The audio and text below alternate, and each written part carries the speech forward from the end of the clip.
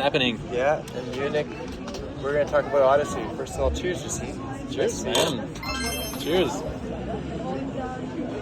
So we are 2/3 of Voidchaser making a deep dive. So we had this idea earlier to make like a deep dive for every album that we made, every EP or what kind of just LP. What the process of everything we've done so far.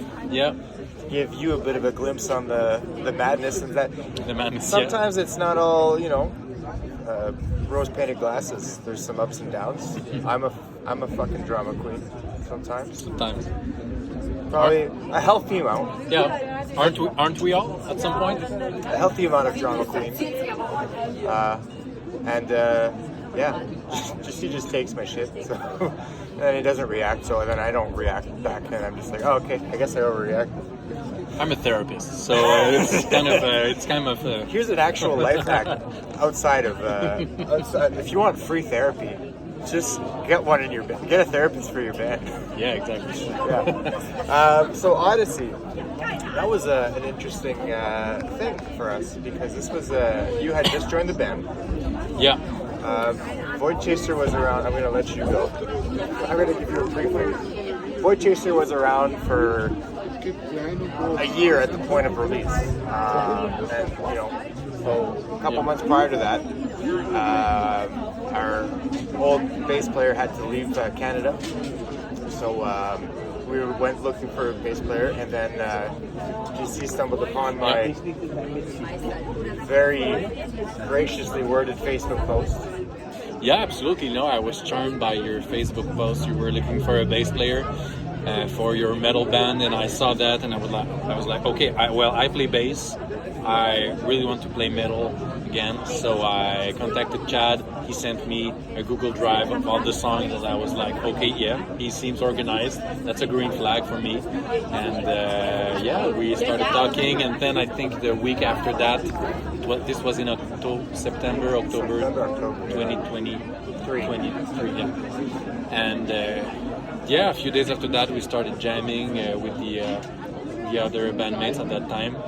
And it was fun. We had the first problem when I first practiced. I don't know if you remember that, but I came with my bass and my quad cortex, but I didn't have any cable to connect my quad cortex to the speaker. So for like 30 minutes, we were just looking for options, and we decided to steal another band's speaker cable. So shout out to them. Shout out to them. Proximity to temptation. Thank you. This is all because of you guys. Yeah. And yeah, and after that we started practicing the songs, and I really enjoyed what I was listening at that moment. And I think the first songs that we played together were like the songs of Odyssey, which is our first EP. So there were Crusader, Far Away, Tyrant, and a few others. I think we did Valkyrie. Valkyrie too, yeah. That was already released before that. And yeah, man, the chemistry was there. The chemistry was definitely there, and it wasn't too long after that, I guess. Basically, I found out that I was going to move to Sweden. Yeah. And we were basically like, well, let's do an album, or let's do something to kind of, because this was fun, and it was. We were like, it's going to be a short-lived fun thing, but we weren't really expecting anything out of that. But working on the EP, we were basically all going to your place. Yep. For everything, bar the drums. Yeah, exactly. But everything happened in your apartment. Everything. Yeah, we recorded everything except the drums. And we like all the it was kind of the start of something special too for us, because I think working with you and having a different set of ears and a different creative standpoint on albums, on songs that were like so cemented in my brain of how they are supposed to be. It really like lit something up where I was like, oh fuck, everything that we're doing is just better. Having this other viewpoint, this other musician in the mix, and we did the whole EP in like a month, pretty well. Yeah. Yeah, and we knew at that point it was very dangerous to learn that we can do something like that in such a short amount of time. Yeah. So, but yeah, we did. We were very fast doing that, we wanted to finish everything before you leave for Sweden. So there was like this sense of urgency, but in a good way. Way. It was a healthy fire under our asses. Yeah, exactly. And we wanted as well to do the launch of the EP at the Turbo House in Montreal with Ash Breather and Atomic Mom.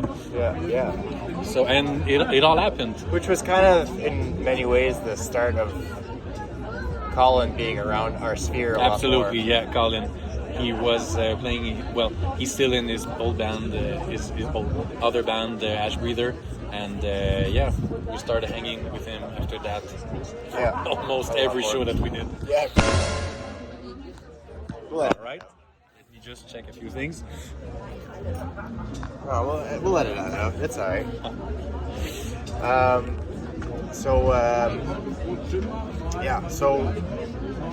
we did the drums. We recorded the drums at Basement in Montreal. It was like a 5-hour recording session, I think, or something. Yeah. Like that. Shout out to Andre who did all that job. It was really fun to do this with him. Yeah, and he was a great sport about it. It was a whole day about him. Oh man, we were just listening. And we were drilling him too. It was like we did like just listening, criticizing, encouraging. But he was doing it. He was playing all day. He was so tired of that. Yeah, it was a big day, but we pulled it off. We mixed it ourselves, basically. Yeah. I remember introducing you to multi-band compression. Absolutely. And that opening the floodgates for something. We're obviously not very we're not experts at mixing. We can do a basic mix, but we did a basic job, and I think when I listen back to this EP, I'm like, okay, this is the idea of the Voidchaser sound, but it's not final as you can hear. Because we made a lot of mistakes, but at the same time, I'm pretty proud when I hear that because, hey, I was at that point at that time. I'm not better at mixing, but I know how to. You and me both. I know how to delegate. Is that delegate. How to delegate to other better people. Yeah. Shout out to Jason. We'll talk more about him later. Just in a bit. Yeah, but. To delegate to better people to do mixing and mastering and stuff. But a lot of the fun things, to me anyway, that are very special about that EP is all those little, those fun little production decisions that we made about the little silences here and there, and doing the little video game nods and all that stuff. And that was, I think that's when because that was just us fucking playing, right? That was just us having fun, trying stuff and creating the Voidchaser, what will become the Voidchaser sound. Yeah. Yes, and then the EP comes out, and we do our show, and the show was awesome. Oh, it was so cool. Turbo House was. I don't think we sold out, but there was a lot of heads that night. I think there was probably something around 100 people. Yeah. For us, it's a lot. The biggest show we had played at that point. Show. Yeah, absolutely. Sure. And I people. think that was the first show you actually played with us. Yes. Because we had a gig in October that you could make. I got you COVID. Got the big K. I got COVID. Yeah. But we had that show. But this was the launch of the EP, and the energy was insane. People we were really happy, and people were really happy. And also, it was like Chad's party before his great party. So maybe we cheated a little bit. We cheated. That's cheating. But so that night happens. It's a blast. It's a fun. Everybody has a good time. Obviously, being fans of Ash Breather, I pulled that card that I'm going away, so we need you guys to open for us. Oh yeah.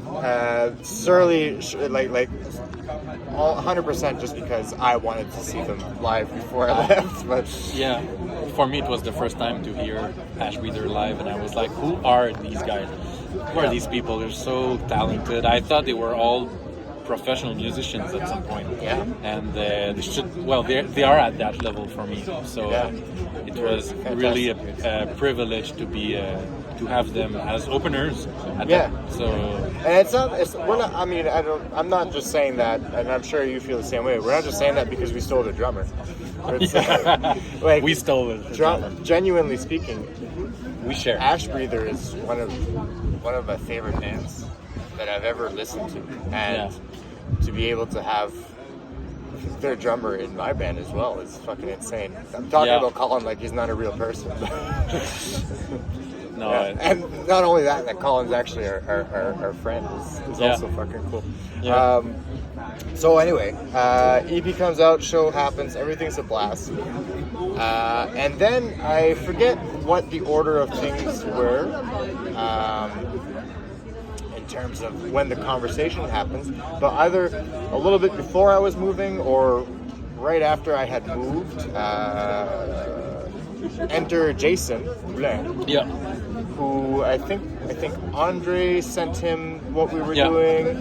Jason is an old friend of her ex-drummer Andre, and they have been friends for a long time, I think. And Jason became one of our close friends. Just basically became part of the band. He's a ghost member of the band, I'd say. So and now he's doing the mixing and mastering with us, and he's very sensible with our music. But at first, he listened to our stuff. He gave us some feedback. He showed us some issues in our mixing, but we were like, well, that's the best we can do ourselves, so it's going to be like that. But then he suggested, well, if you guys want next song you record, I can mix it. So, and we're like, okay, let's try that. So we will release as is our first EP, just to be out there. And then he started mixing his own version of Tyrant. Yeah, did we ask him to do that, or he was just like, send me Tyrant? I sent him all the like 200 audio tracks. Sorry, Jason. And he did his own mixing of it, sent to us, and we were like, okay, well, this is next level shit. And we really liked that, and this really became the sound of Voidchaser. Yeah, thanks we never to Jason. Looked back. We never looked back after that. It was, and then, sorry, you go ahead. No, it was so good that we decided to release the song. So that's when we released the remixed and remastered version of Tyrant like a month or two after. It wasn't just a promotional thing. Like, we genuinely were like, this is fucking sick, and people gotta hear this. Because it felt like this was actually Tyrant in its glory. Like, absolutely, no, it was Tyrant how it was meant to be. And it was with this level with this kind of sound, it was easier to promote and to get it into playlists. We were big into playlist pitching at that point. And Tyrant got, I think to this day, Tyrant got like 30,000 streams on Spotify or something like that. So that was our first big hit, if we can say it like that. Well, because I remember seeing it go to 10,000 and being like, what the fuck is happening? Yeah. And then that's when we made the decision. Really, it was solely due to that single, I think, that we were like, well, let's keep doing this shit. I think so, yeah. Because I think, so we're going to talk about Solace in another point, but we had recorded the vocals for Solace before I left. Yes. So we were intending on at least doing that, but then I think that once Jason's mix had blew up, relatively speaking, we kind of were like, oh, we have something, and we should keep pursuing it. Absolutely, yeah. And then we fast forward a couple months. I think I come back for the Ashes of the Void tour. Yeah. And that's when I'm trying to place Starcross Lovers in that timeline. This was Starcross Lovers was in June. But when did we do it? Because we did that at your place. Good question. That was before you left. was, right? Yeah, we recorded all of it before February. So I think the recording of Odyssey was all done in December. Right. No, it was like November. November, yeah. I think we had done that in November. All the recording was done. And then done. December we had finished all the mixing. Yeah, and in the same time we were already doing Star-Crossed Lovers and beginning to record Solace. Yeah. So we were already workhorses, I think. It was the sense of urgency. Yeah. But for sure. We didn't know at that time. Because I was doing this, I want to, and shout out to my fantastic fiance for, this is what I was doing instead of helping plan a fucking move across the world. Sorry you did. Love you, babe. Thank you. So anyway, once we do all that, Star-Crossed Lovers, we're working on Star-Crossed Lovers, and I think that was kind of one of those, like, the song that I had written is not the song that is released today, and that was a result of just us having so much fun.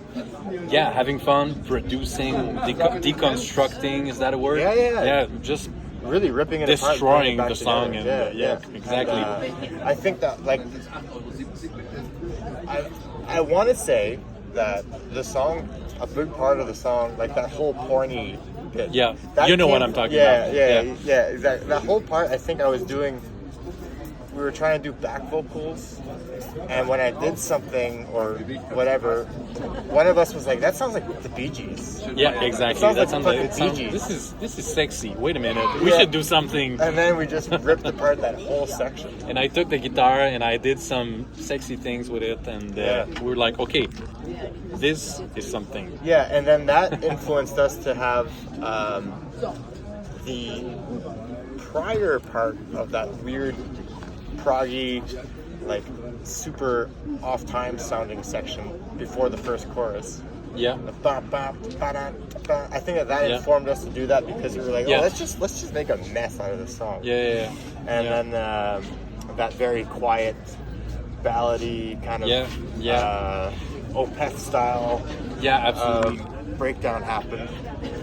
Yeah, in that song, you can say that every verse is different. Yeah. Like the chorus is basically the same, but all the verses are super different. So there's one which is pretty just metal, and the next one is very Bee Gees, Born, and the other one is there. Yeah, the other one is just like it's that melodic kind of. Yeah, a bit Chopin-esque piano.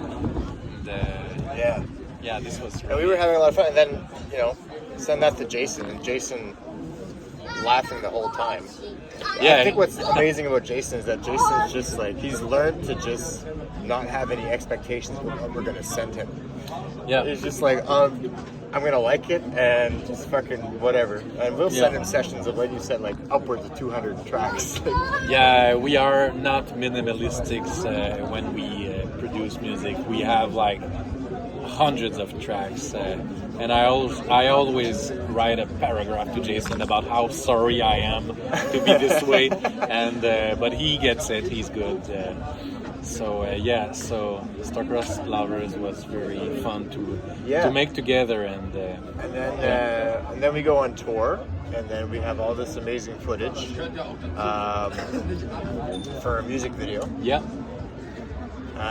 And the rest is history, man. And the song goes out, and it's one of the, I think it's one of the funnest songs we've done because it's so genre bending, and it's very genre bending. And we're not to Are you going to spoil something? Nah, don't worry about it. Okay. But I'm just gonna say that we're mindful that we've done that in the past, and it is something that we want to touch on again. Yeah, absolutely. Because it was fun. It's a fun song. Yeah. It was a lot of fun to make. I think we were just so unapologetically just fucking doing whatever the fuck we felt like. Absolutely. Yeah. No. Yeah.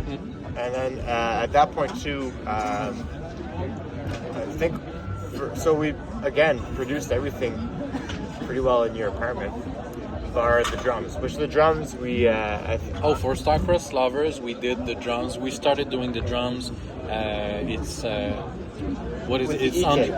Yeah, with the E-kit exactly. Yeah. So Andre was still the drummer Yeah. of the band, but the drums were electronic drums, so it was easier to mix this way. It was also easier to execute, I think. Yeah, exactly. A lot less of a hassle. Yeah. At the time. Yeah. Yeah. And then, so we did Odyssey. This was February, and then Starcross Lovers was in June. Yeah. We went on tour, the Ashes of the Void tour, with our dear friends from Ash Breather. The Affiliate were there as well. And the Affiliate, yeah. And shout out to Mystical Hot Chocolate Endeavors, Yeah. who joined us for The final two show. gigs. Yeah, 2 gigs actually, in gigs, Ottawa yeah. No, and that's Montreal. right. Ottawa, Montreal. And Dead Roots Yeah, they were a lot from of fun. Kitchener, right? Yeah. Yeah. Ontario. We They played. were so much fun. They really were a bunch of good dudes. And also Pyres from Pyres, Toronto. yeah. So we insane. did this tour. It was really fun. It was our first experience, Yeah. our first touring experience, and we made a documentary about that. Check on YouTube. It's the 7 Men on a Business Trip, Well, The Ashes of the Void. Hang on. There's one episode. There's not really any intentions on releasing the other ones right now. There's 2. There's 2 episodes. There's 2 episodes. Is the second one up? Yeah, we got 2 episodes. Oh. It's fun. It was fun for us. It was fun to make Yeah, at the yeah. time. I think it's inappropriate to put up now. But Anyway, it's there. sorry, different conversation to have. It's there, it's online, but it was super fun experience. It Yeah. was our first tour.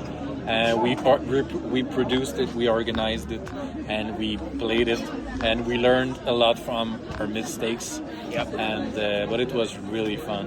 And then Valkyrie. And then we decided, while we were recording the next album that we will talk on another episode, we decided to record. We decided to have a side quest. That's exactly what happened, and Valkyrie, which was released in 2020. Yeah, March 2023. So basically, quick history about that. Voidchaser officially formed, I would say, January 2023. And then March 2023, we were in studio. So that should probably give you an idea of just how fucking rigid and psychotic I am about this shit. Yeah. Anyway, I was, and I had prefixes because I kind of pulled a fast one on the poor dudes at the time, because I was like, we'll get together like, once every 2 weeks or something. I just want to play live, and then all of a sudden I was like, actually, we're gonna record a single. Valkyrie was that one, which was done at Vocal Rift Studios. And produced by April Hutchins from Anapest. Yeah. Which is Colin's other band. Colin's everywhere. Praise be Colin. Colin's everywhere. Colin is with us at all times. Spirit. He's here in spirit. No, it's Cheers to Colin. Colin, that's This for you. one's for you, buddy.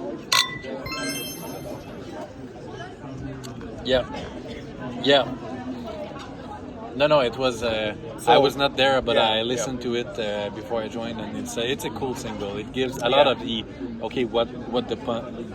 it says that there's a lot of potential.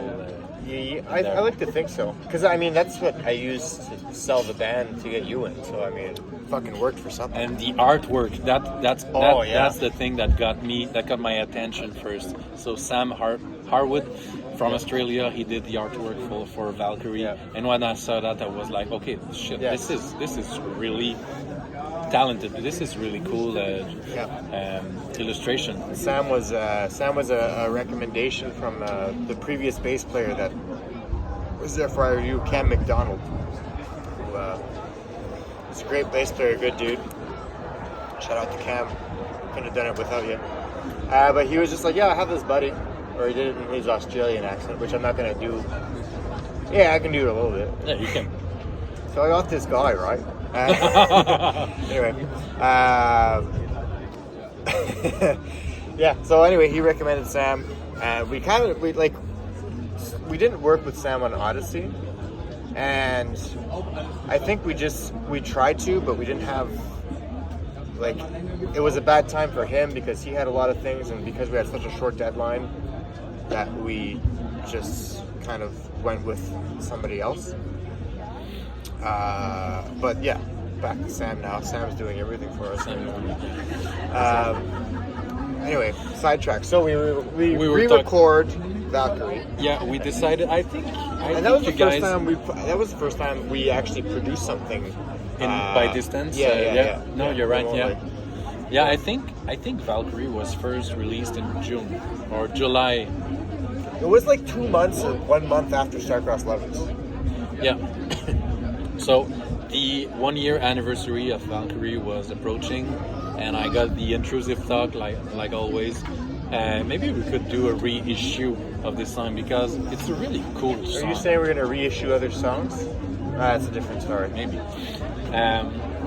So I thought maybe why not reissue this song and give it the new Voidchaser sound. Yeah. So that's what we did, and it was again very fast. And we decided. Yeah, we did that shit in 1 month. Yeah. Yeah. No, it was super fast. I recorded the vocals in a closet, hunched over. Absolutely. I had a bunch of my fiance's dresses and shit covering me for sound isolation. It was a horrible experience. Horrible. But I did the whole vocals in that closet. You cannot guess. Can you guess? I cannot know. Yeah, but but that was the first time we produced it because it was also a part of us I think that wanted to test out the producing remotely. Before getting ourselves deep into solids in the next album. Exactly. Because I think Valkyrie, I had gotten I didn't have any of my stuff until May 2024. Right. Or because I got my stuff and I had 2 weeks to get back into shape for the tour. Yeah. Oh shit, that's true. And then got back, did all of Valkyrie, and then it was back, and then it was on to Solace. Yeah. Different episode.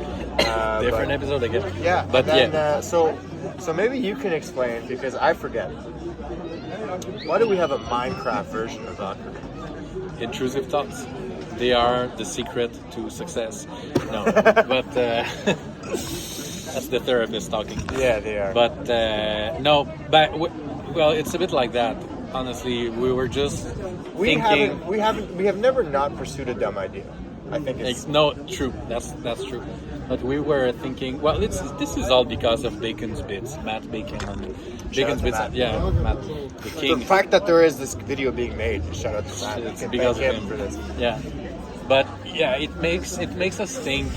Okay, what can we do? What can we do to get not viral, but to get get some more attention from outside? And there was there was the idea, I think, to do have a shock factor to it. Too, right? Absolutely. Yeah. Because I don't think, to my knowledge, anyway, I don't think any we were looking for, because we had done the Starcross Lovers music video. We're gonna do another music video, and then one of us stumbled upon this person on Fiverr who was doing Minecraft stuff. Yeah. And we were just like, this is so stupid, but it's good at the same time. Not the art form. No, the idea. But the idea of saying, let's make an official Voidchaser Minecraft video. So we found this person is it Turkey? I think so. I think it's Turkey. So this artist in Turkey who makes personalized Minecraft videos. She is very talented, and we sent her a script. So we sat down and wrote a script, movie script for Valkyrie. All the 4 characters. This was fun. So with the 4 characters being and there members. was stories associated to each person. Yeah, exactly. So one of us liked to play the Switch. One of us liked to play. One of us actually worked. One of us made sandwiches, and the other one was just driving. Well, that's what they did. Yeah, and then the Valkyrie arrives and saves everybody from the zombies. It was really dumb. It's dumb, but the idea was to make it super, almost satirical, you know? Yeah, no, absolutely, yeah. So we made the Valkyrie Minecraft video and this was just fun and surprisingly, well, not surprisingly because it's Minecraft and we knew it would get some attention with this level of production. Yeah. And the video, I think to this date, the video got like 100,000 views on YouTube, which is crazy for us. So, from an intrusive thought. Yeah, so it's mission accomplished. We got attention. And that was exactly what we wanted to do. We had to edit it down to 3 minutes because that's the max that the artist wanted. Yeah, exactly. She was very adamant about it, and I think we might have got away with a little bit because I think it's like the actual full version is like 3 minutes and 20 seconds. Yeah, we made a radio edit of the song, and because it's her work, so it's we paid for this, and it was a whole budget. We had a whole budget for this. So, how did the artwork happen? The artwork? Yeah, for the single. Because the Minecraft version? Yeah, because I remember just... Oh, it's an extra. She offered this for free, yeah. Oh, I wow. just asked her, hey, we are thinking of, we will be releasing a Minecraft edition of this song on the platforms, on Spotify and stuff. And I asked her, can you make like a square of this? And I didn't have any expectations from this, but she made something beautiful. She nailed it. She really made the Valkyrie original artwork, but in her style, in the Minecraft style. So go check it out on Spotify or any of the platforms. It's fun. It's cool. It's really cool. Even if it's the same song. For me, I think I prefer the shorter version. I think, really? I think it's more. There's something to it, but it's as powerful. It is more of a. It's just super direct. It's straightforward, and but all the sections are there, and all the meat's there. There's none of the foreplay. Exactly. That's what prog is. It's just a bunch of foreplay, no climax. Exactly. You can quote me on that. Anyway, that's basically the first. That's everything pre-Solace. We're gonna do Solace in another video, but that was basically the journey. So that was Valkyrie, Odyssey, Starcross Lovers, and Valkyrie again. Is there another one? No. That's it. Then we put on the big boy pants.